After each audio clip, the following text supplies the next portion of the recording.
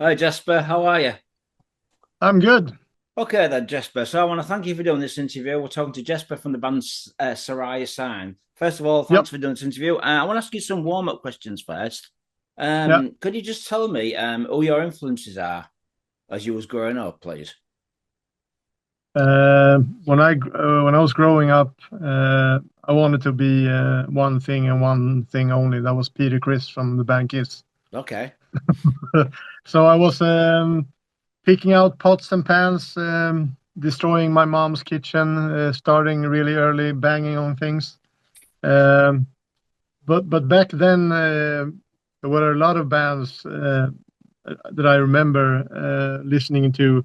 Kiss was my one of my biggest inspirations. I think back then I was listening to a lot of the band Magnum.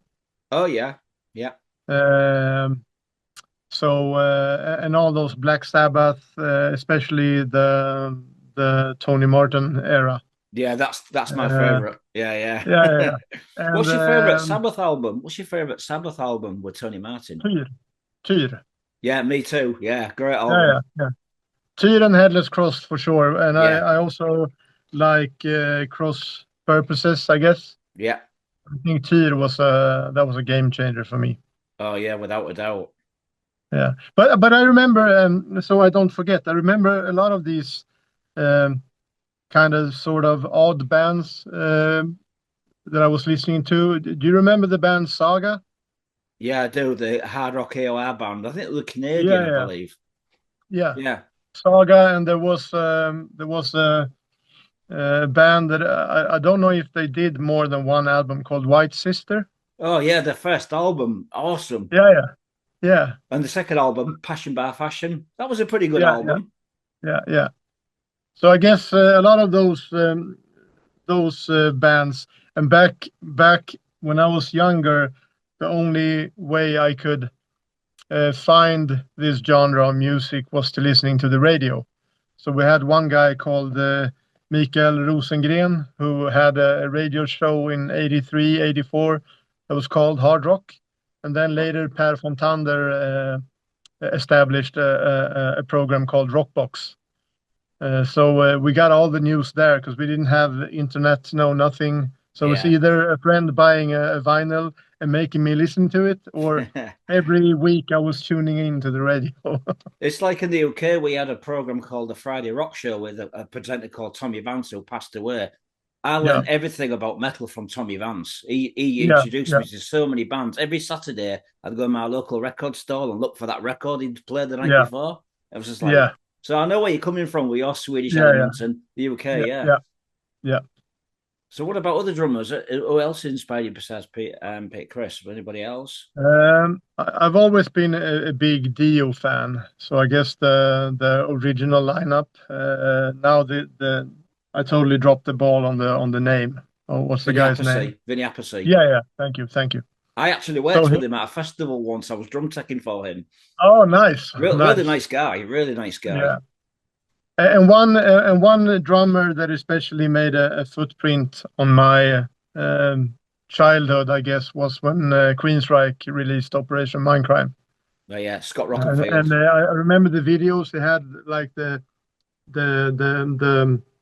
fused chains for the cymbal stands. Yeah, Yeah, yeah. he I was actually like, had yeah, them. yeah, yeah, yeah, Jesper, he yeah. actually had those on the Dio tour back in 1984. He was using those chains then on the Warning tour. Oh, nice, Yeah, nice. so Yeah, he's been using them for many years. yeah. I think the first video I saw was Walk in the Shadows. Yeah, And then later on with I Don't Believe in Love and all that, it was just mind blowing to me. yeah, right. So, what bands was you in before Sarayasign? Could you just because I might know some of these bands. Have you enlighten me, please? Uh, I I haven't been in that many bands. Most of the guys in Soraya Sign I met when I was really young. So I met Stefan when he was 13 or 14. And 2022, I was in a band called The Painted Man, and I did a CD Okay. together with four people. So it's me with long hair, and then it's David Person. He's the bass player from Crystal Blue, Oh yeah, I and know then that a band. guy called Dennis, and that's Peter with long hair. Oh back in wow. 2002. So I'm Yeah, going to yeah. check this out on the Spotify or something. What sort of style of music is That's this? not that's not available on Spotify, so I have to send you a CD. The Please. only copies left is the 50 I have in my studio. Oh wow. So what style of music is this for people that want to check it out? So I think if you really listen closely to it, you can recognize me and Peter's guitar playing. The riffs are kind of still similar to the things we do now, Right. but I guess it was maybe the production is not the best. But I think we maybe a little bit like one of the maybe somewhere around some sort of stuff from the Lions Road, I guess, but All with right. different melodies and not any keyboards and stuff. Interesting. Looking forward to hearing this. Thank you, Jesper. I'm Yeah, really looking forward to hearing it. So, yeah, yeah, the yeah. name Sarayasign, who came up with the name? I came up with the name, so I had an epiphany of some sort when Operation Mindcrime released their album. I was kind of drawn into the story about Mary and all the things that happened to her. Um, uh, and I wanted something for myself. And since I wanted it to be like, how should I put this? To start from scratch with a whole new universe, that world needed to come from something like. And I imagined having it being formed from like a star cluster. And the Hebrew term for star cluster is Saraya. Right. So that came from the star cluster idea, and then I imagined finding an old book with an old sigil, right? So the S is like the sign, so it's the Saraya sign. Right? Okay. So I just Yeah. put the two together. Yeah, That's interesting because I remember the band in the 80s or early 90s, Saraya, with a female yeah, singer. yeah. So, Sandy. Yeah, yeah, Sandy, yeah, they were a good band as well. So, Saraya yeah, yeah, Sam, was this the only name that you had for the band? We released an EP back in 1993, and we had an awful band name called Bedroom Love. And you can listen to that on Spotify. Stefan is 16 there, I think. Sounds very Swedish. Yeah, yeah. I think Sarayasign is somewhat of an odd name, but it really connects to the story and how this universe came about, I guess. So it's all one word, Saraya, not two words, as most people thought it may have been. No, no, it's just them two put together. So it's Sarayasign, yeah. Right then. So when you first started out, was the music similar to what the first album was? Was you doing the same Yeah, style of music? I wrote Throne of Gold, the end track on the first album I wrote on my acoustic guitar when I was 16. Right. Okay then. So how would you describe your music to people that want to check you out? We're trying to not be caged within a genre, but I guess it's melodic hard rock, and we try to put some cinematic elements into it, and I think we like to twirl around with some progressive elements here and there, just sprinkle it over the tracks, not being too progressive. Yeah. But I guess it's we tossed around a term internally when we formed the band and was recording the first album, and we said cinematic melodic hard rock. But the cinematic part is more that it has a connection to a concept or a storyline or a narrative, if you will. Yeah. Right. Okay then. Because when I listen to to be honest with you, Jesper, I've never heard your band up until the new album, and I was Oh wow. I'm very surprised by the music. And when I reviewed it, I said it kind of reminded me of a band called Dark Waters from Yeah, Sweden. yeah, yeah, Yeah, a little bit of yeah, Hardline. yeah, yeah. It's sort of like I guess, progressive hard rock AOR. yeah. I think we need to be really uh, fortunate and thankful for all the bands we heard growing up, and everything just forms what you are, right? So you pick up all these pieces from different bands through the years, and when you create things from the heart, everything is leaked into your own creation. So I think it's a mix of everything we grow up with. So we Yeah, try to do music that we like to listen to. ourselves. Yeah, a couple of other bands that I thought about when I was reviewing your album was Treat and also Evergrey.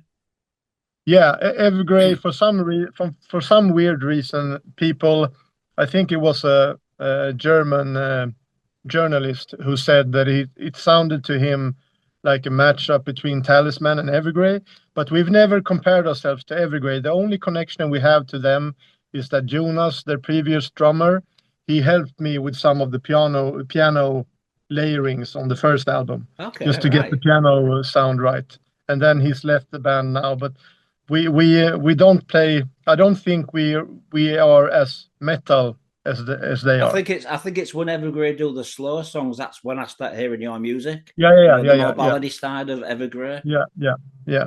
I Did you think it has a lot to do that we dip in and out of those dark and shade, light and shade moments, I guess.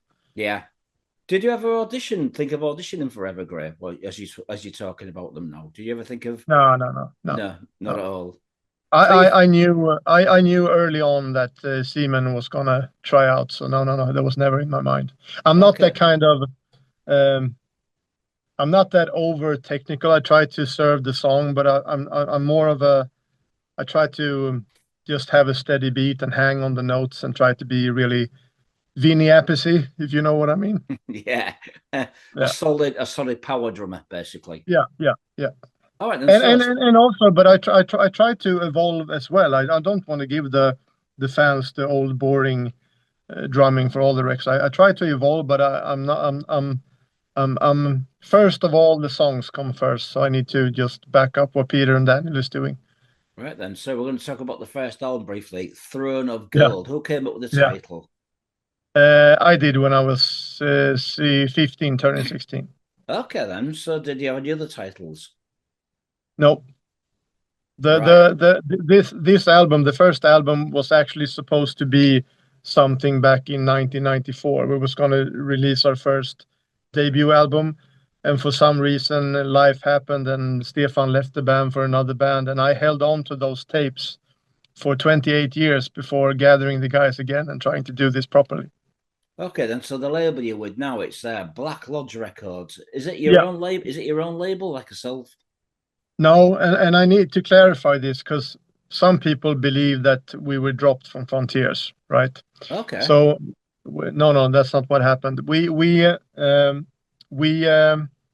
did the first record with a distribution deal with a company called Sound Pollution Distribution. Yeah, I know they are from And, and, and- Gothenburg. Is it Gothenburg? yeah, Stockholm. Stockholm. Yeah, that's And right. Sound Pollution owns their own label called Black Lodge. So we're back with the same guys who did the first album. Okay. So we haven't changed label twice. Three times. We only changed once. Right then. But yeah. So I mean, the first album was it a successful album for you in terms of sales and reviews and what the fans I were saying? I would say so because there are none left. The only ones left are the new double vinyl that's going to be released later this month. What So is it? we're releasing Throne of Gold on a double vinyl with some bonus tracks in the end of this month. Yeah. So what happens if people want to get hold of the CD? Are you going to reissue this? We have a discussion with our label. We want to do the vinyl first and focus on the new album. But I think at this point we kind of have to. It's really sad to see it going out of print. So we need to do something. But we still have a license period going for that album. So we need to wait it out a bit. Right then. Oh, because I know a lot of people watching this would be interested in checking out your early Yeah, stuff, especially if they're a yeah, CD, like buying CDs like myself. yeah, yeah, yeah, yeah. So what was your favorite songs from the debut album? Uh, I have a soft spot for a track called "The Sandman." Okay.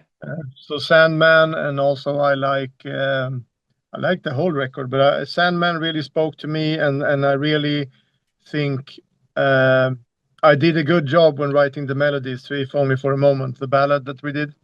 Yeah. Um, but I also like "Distant Memories" and the "Throne of Gold." The first part is really cool. Right then. So do you write the music and the lyrics, or is it a team effort? Yeah. How was the processing work for the I think we are. How should I put this? we are a tight group, and we have a democracy, and all the people, Daniel and Stefan and Peter, throws ideas into a big towards me. We have like a Dropbox folder, whatever, that we gather ideas, and then uh, I try to arrange and build songs out of all those ideas. So the melodies and the lyrics are me, Okay. but everybody contributes. There's no egos or anything like that. We try to do it as a band. Okay, then so the title Throne of Gold. Did you have any other titles for this album? For this one, For the first album? no, I never had any other titles. That's what that was set in stone when we wrote that song. Okay, so the second album, The Lion's Road. Any other Yeah. titles for this? Did you have any other titles for that album? No, since I'm writing this narrative almost like a book, Okay. and the tracks are based from certain events happening in the story. So the Lion's Road was a pretty first choice for me, because that's a place on the map where one of the characters needs to find himself to keep on going in his adventure. So the Lion's Road actually leads to a place with a bridge called Bridge of Solitude that you see on the cover art. And Right. at the end of that bridge is this magical character called the Sandman that one character needs to meet to try to save his dying wife. Okay. Did it sell well? Did you compare to the day beyond? Was it better in sales, this album? The Lion's Road was better, yeah. Right. Yeah. Okay, then. So we're going to talk about the new album now. This baby, The Shadow of the Yeah. Dying Light. Yeah, So yeah. you came up with the title again, I presume? Yeah. Yeah. Just tell me a little bit about the artwork, because it's kind of like an Avatar, kind of Lord of the Rings kind of artwork. Yeah, we there's a connection from this album artwork and the previous one. The previous one, you have the bridge in the middle, and you have the girl in the background like a hologram. Yeah. And this is kind of even deeper into the forest-like area where this guy is trying to travel. And in our story, there's a certain a light event that happens, or a firefly element that happens when a certain thing is going on, and you can see those shimmering fireflies lights in the Yeah. roots of the trees. Yeah. So And you really, have the really good. Bridge of Solitude in the bottom. I can't see it now, but there's a small wooden bridge It's a down really there. good Yeah. cover. It's a really good cover. Like I said, it reminded me of Avatar and Lord of the Rings Yeah. Yeah. when I first saw it. So how does Yeah. the album artwork entwine with the title of the album, if you know what I mean? So my initial logic was uh, people are finding a dark entity, almost like a malignant cloud of darkness that's trying to black out the sun. Yeah. And all those firefly elements makes it so there's some visibility in the world. Right. So they are hiding in the shadows from the dying light, since everything else is blacked out, right? Right. So Yeah. under the trees, down by the roots, by the dark places where you can still see some small things, all the good ones are hiding down there. Yeah. Okay, then. So was this album produced by the last producer, Jacob? Yeah. And also Jacob Hansen, was he involved again with this album? Yes. Right. So that is a great producer and mixer guy. So Yeah. how long did it take to record this album? Was it done in the same studio, or is it what most musicians do now at the home studios? How did it work for you? I recorded guitar and bass in my studio. There's drums and all sort of things everywhere here. Okay. So I recorded the guitars and bass and Stella's harmonies in my studio. Right. And I went to Gothenburg to Top Floor Studios and met up with Jacob Herman, who's behind Volbeat and Evergrey and all those bands.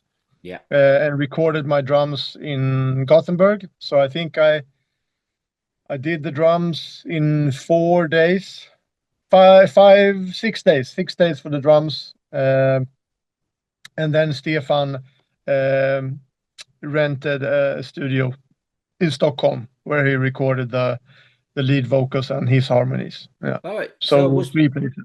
So was Peter involved on this album then, or did you do most of the bass and everything else? No.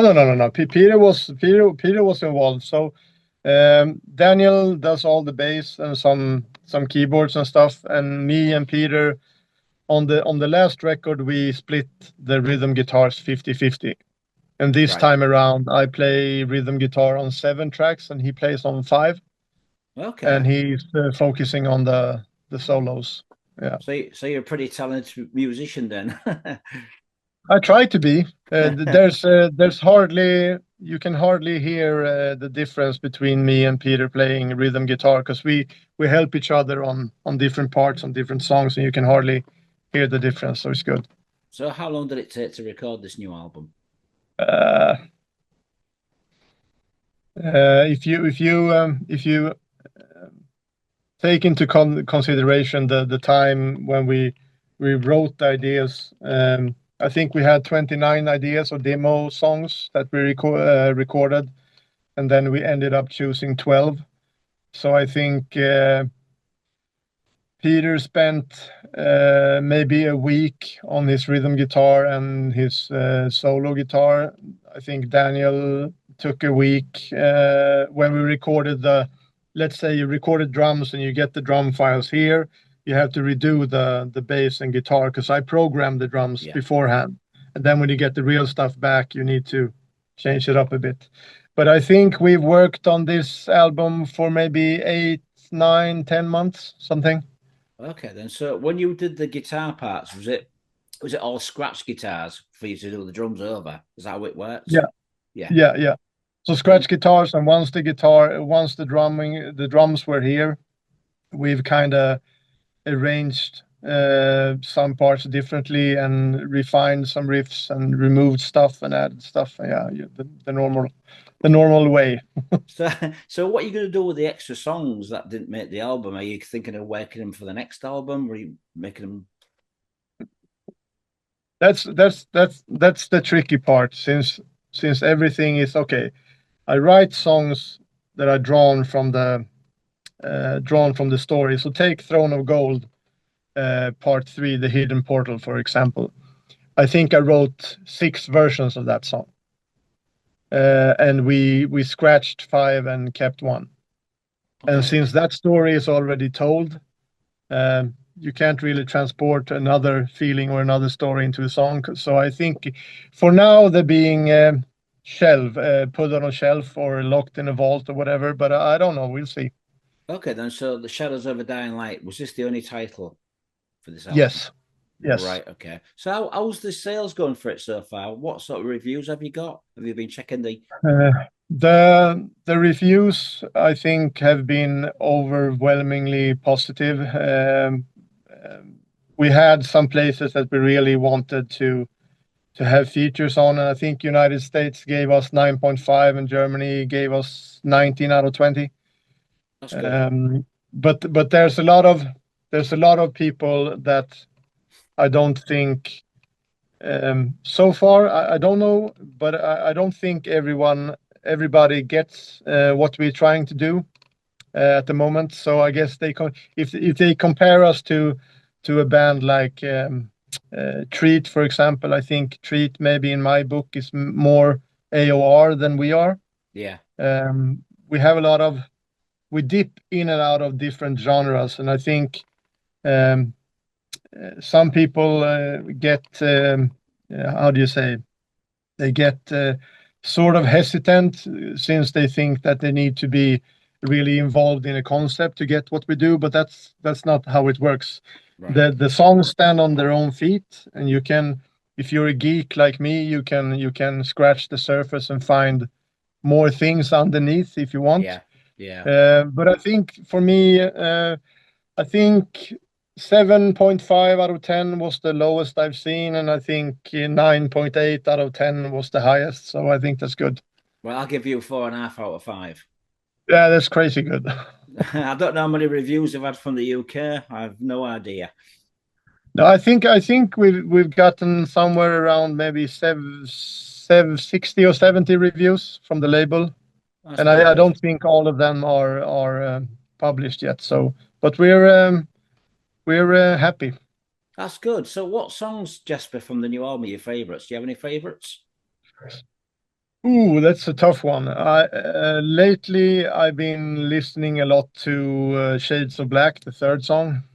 Is there a reason why?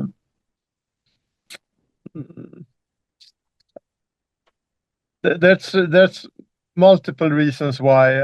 I think it kind of that's a more rhythmic gapping thing than the rest of the stuff on the album. But I think also the where the songs play out in the story has meant really much to me when I wrote it. So I kind of see pictures of that when I hear the song. Okay. And also, I think watching it burn away has been a favorite since I wrote it. Okay, then. So, how do you see this album as a progression from the two previous albums? Um that's a tough call. We talked a lot about what we accomplished on the Lions Road, Right. and we found ourselves thinking, okay, we like the sound and production. What's the next step? Yeah. How can we progress as a band? How can we evolve or whatever without disappointing the fans? You need to recognize the band. We don't want to um, drive off course, if you know what I mean. Yeah. But we Yeah. don't want to just find a sound and just go with that. That would be the easy route. But I guess we're trying to do something different each time. But since it's us four that's writing all the stuff, there's, of course, will be similarities all over. But we're Yeah. trying to do some different key changes and some um, maybe odd time signatures and different tempos that we haven't tried before. Um, but I guess I think the Lions Road and the Shadows of the Dying Light is I see the similarity, but I think that the new album sounds a little bit more beefy in a way. Right. Okay. More solid. Yeah, I think it sounds we played together more now, and to me it sounds hungrier in a way. It sounds like um, it sounds like we're having a good time playing. It sounds like you're all coming together as a unit Yeah, and trusting yeah, each it's other a little bit more. more. Yeah. Right. Okay. So, are you going to be doing any concerts, any tours at all in the very near future? Have you spoke about Yeah, doing this? we did the first gig uh, some months back, and now on the 1st of November we had a release party for the new album.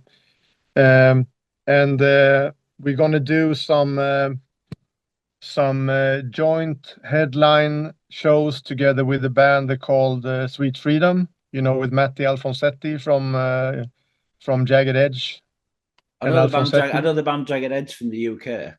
Yeah, the singer from them, Oh, the Swedish right. guy, The Matti Feel Alfonsetti. for Your Soul album. Yeah, Yeah, exactly. Yeah.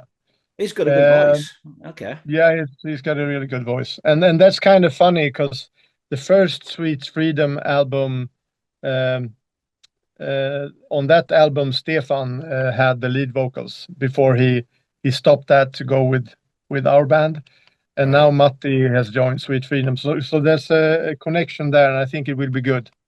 And Wow. next year on the 24th of July, we're gonna join in Malmö for Malmö Melodic together with Tukero and Hardline and Jaded Heart and all those bands.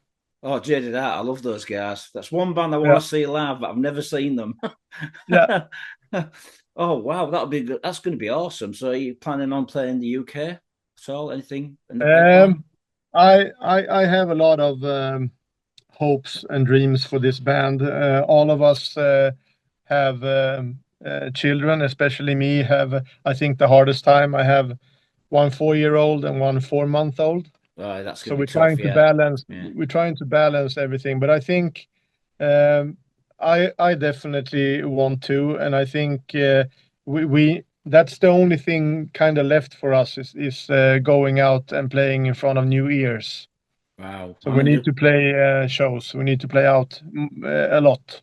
I think in the future. We've got in the UK, we've got Firefest. So Yeah, that's kind of that could be suitable for you guys. yeah. I think one of the Firefest guys is actually involved in Malmö Melodic. Okay, right. The UK guy. Yeah. Oh, wow, Yeah. awesome. Well, Jesper, I want to thank you for doing this interview. I want to wish you all the No best with worries. the album. Good luck. Do Yeah. you have anything to say to people watching this on YouTube?